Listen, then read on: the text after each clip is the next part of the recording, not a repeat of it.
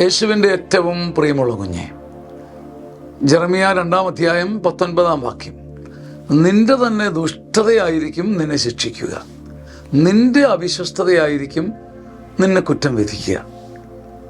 നാം അറിയേണ്ട ഒരു പ്രധാനപ്പെട്ട കാര്യം, ദൈവമല്ല നമ്മെ ശിക്ഷിക്കുന്നത്.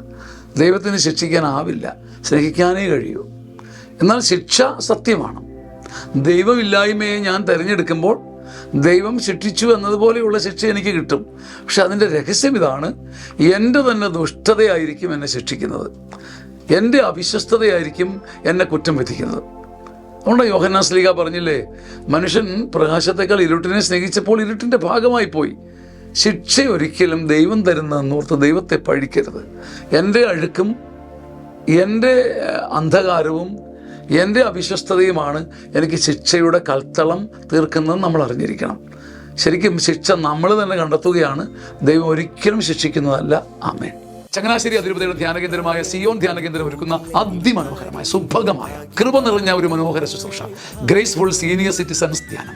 60 വയസ്സിന് മുകളിലുള്ളവർക്ക് വന്ന് താമസിച്ച് അഭിഷേകവും വചനവും നേടി മടങ്ങാൻ പറ്റുന്ന അപൂർവ സ്വർഗീയ ശുശ്രൂഷ. വൈദികരും ഡോക്ടേഴ്സും ഒക്കെ നേതൃത്വം നൽകുന്ന ഈ അതിമനോഹര ശുശ്രൂഷ ഇനി വരുന്നത് മാർച്ച് മാസം 10, 11, 12, 13 തീയതികളിലാണ്. എങ്ങുമില്ലാത്ത ഒരു ധ്യാനം, എന്നേക്കും ഓർക്കാൻ ഒരു ധ്യാനം. മറക്കാതിരിക്കുക, മാർച്ച് 10, 11, 12, 13 തീയതികളിൽ ഗ്രേസ്ഫുൾ സീനിയർ സിറ്റിസൺസ് ധ്യാനം. സ്വാഗതം. ആമേൻ, ആമേൻ.